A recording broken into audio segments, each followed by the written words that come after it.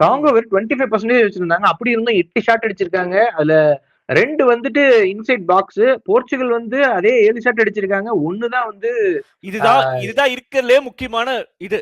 நம்ம எப்படி விளையாடுறோம் என்ன பண்றோங்கிறது முக்கியம் இல்ல. டார்கெட் ஒண்ணுதான் போர்ச்சுகல். அத ஹோல் மேட்ச்ல 90 மினிட்ஸ்ல நீங்க 75% பொசிஷன் வச்சுட்டு ஒரு ஷாட் அதுவும் கோல் தான். அதுவும் கோல் ஆயிடுச்சு. அவ்வளவுதான். அப்ப அதோட போயிடுச்சா நீங்க வேற என்ன கிரியேட்டிவா பண்ணிக்கிறதுக்கு ஒரு இதுவே இல்ல. இவ்ளோ எவ்வளவு ஒர்த்தான எவ்வளவு பில்லியன் ஒர்த்தான ஸ்குவாட வச்சுட்டு இது பண்றது. காங்கோ அப்படி இல்ல. நம்ம அந்த கிடைக்கக்கூடிய சின்ன சான்ஸையும் ஏதாச்சும் பண்ணலாமா அப்படின்னு நினைக்கிறாங்க. அந்த ஒரு சின்ன விஷயத்துல கிரியேட்டிவிட்டிவா ஏதாவது பண்ணலாமான்னு நினைக்கிறாங்க. சோ அதனாலதான் அந்த பெட்டரா இதா வர முடிஞ்சு. காங்கோ நான் நினைச்சேன் காங்கோ வந்து அவ்வளவு பெரிய டீம் இல்ல அப்படின்னு நினைச்சேன் ஆக்சுவலா. பட் ஆனா நல்லா போர்ச்சுகலோட காங்கோ ரொம்ப நல்லா விளையாண்டாங்க. அது கவுண்டர் அட்டாக்கா இருக்கட்டும், ட்ரிபிளிங்கா இருக்கட்டும், ஸ்பீடா இருக்கட்டும், ஹெட்டிங்கா இருக்கட்டும், எல்லா விஷயத்திலயுமே போர்ச்சுகலோட நல்லா பண்ணாங்க. இன்ஃபேக்ட் ஆக்சுவலா பார்த்தோம்னா போர்ச்சுகல்ல இந்த மேட்ச் வந்து காங்கோ வின் பண்ணிருக்கணும். சோ அந்த அளவுக்கு பெர்ஃபார்மன்ஸ் நல்லா இருந்தது. என்ன பொசிஷனிங் மட்டும் தான் காங்கோட்ட இல்லையே தவிர.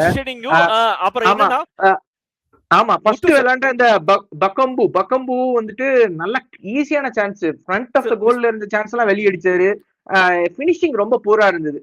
பொசிஷனிங் இல்ல, பினிஷிங் பூரா இருந்தது. அது 2 தான் வந்து குறையே தவிர இந்த வைசா, பக்கம்பு, அப்புறம் வந்து நம்ம எம்பா கேப்டன் அவரு, பிசாக்கா, மசுக்கு இவங்க எல்லாருமே சூப்பரா விளையாண்டாங்க. மிட்ஃபீல்ட்ல இன்னும் கொஞ்சம் இம்ப்ரூவ் பண்ணோம். அந்த மொட்டுசாமிங்கிறவர் வந்துட்டு ஆக்சுவலா வந்து தமிழ் ஆரிஜின் அவங்க அப்பா. முத்துசாமியை தான் அவங்க மொட்டுசாமின்னு வச்சிருக்காரு இவர் பேரை. சோ இவரு ஒரு தமிழ் ஆரிஜின். இவர் வந்து கரிபியன் நாட்டுல அவங்க அப்பா தமிழ்நாட்டுல இருந்து மைக்ரேட் ஆகி போனவர் போல் இருக்கு. ஐ மீன் அவங்க அப்பாவோட ஆன்செஸ்டர்ஸ் மைக்ரேட் ஆகி அங்க போய் அப்புறம் வந்து பிரான்ஸ்ல வந்து பிறந்து இப்ப வந்து காங்கோக்கு அவர் ஆடுறாரு. சோ ஒரு பேரையே வந்து அந்த ஸ்டைல்ல மாத்தி வச்சுட்டாரு. அந்த இருக்கிற பிரெஞ்சு ஸ்டைல்ல மாத்தி வச்சிட்டாரு, முத்துசாமி அப்படின்ற மாதிரி. முத்துசாமி என்ன மிஸ்டேக் பண்ணாருன்னா வாங்குற பால்லாம் ஒரு எண்ட் டு எண்ட் இது பண்ணாரு. ஆனா கவுண்டர் அட்டாக்கிங்ல என்ன பண்ணுனா இப்ப சப்போஸ் ரைட் சைடுல பிளேயர் இருக்குன்னா மூவ்மெண்ட் கொடுக்க மாட்டேங்கிறாரு. சோ அப்ப என்ன ஆகும்னா எய்தர் அவரு ஃப்ரீ ஆயிருவாரு, இல்ல அவரை மார்க் பண்ணிருக்கிற பிளேயர் வந்து எக்ஸ்டெண்ட் பண்ணி போகணும். சோ அத கொடுத்துட்டாங்கன்னா இன்னும் 2 கோல் போறதுக்கே வாய்ப்பு இருக்கு. கொஞ்சம் அத பாத்துட்டாங்கன்னா காங்கோ நல்லா 2 கோல் இல்ல, இவங்க 3 கோல் கூட போட்டிருக்கலாம். ஆக்சுவலா இவங்க கரெக்டா கொடுத்த சான்ஸ ப்ராப்பரா யூஸ் பண்ணி பினிஷிங் கரெக்டா இருந்தாலே இவங்க ஆக்சுவலா நல்லா கோல் போட்டிருக்க சான்ஸ் இருக்கு. போர்ச்சுகல் வந்துட்டு ஏரியல் டியூட்ஸ்ல எல்லாம் கொஞ்சம் வீக்கா இருக்க மாதிரி தெரியுது. ஏன்னா இவங்க கிட்டயே வந்து ஒரு கோல் போட்டதே வைசா கோல் போட்டதே வந்து ஃப்ரீ ஹெட்டர். யாருமே அதுக்கு ட்ரை பண்ணல. யாருமே இல்ல. அது ரொம்ப முக்கியமான விஷயம்.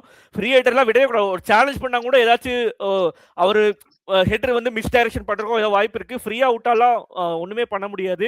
என்னன்னா போர்ச்சுகலுக்கு இன்னும் பிரச்சனைகள் ஜாஸ்தி ஆயிட்டே இருக்கு. நெக்ஸ்ட் மேட்ச் வந்து உஸ்பெகிஸ்தான் கூட அவங்க ஹை கோல் டிஃபரன்ஸ் கூட ஜெயிக்கணும். ஸோ அப்பதான் வந்து ஃபர்ஸ்ட் வந்து ரவுண்ட் ஆஃப் 32ல ஈஸியான டீம். ஏன்னா இன்னும் எக்ஸ்பெரிமெண்ட் பண்ண நிறைய விஷயங்கள் இருக்கு.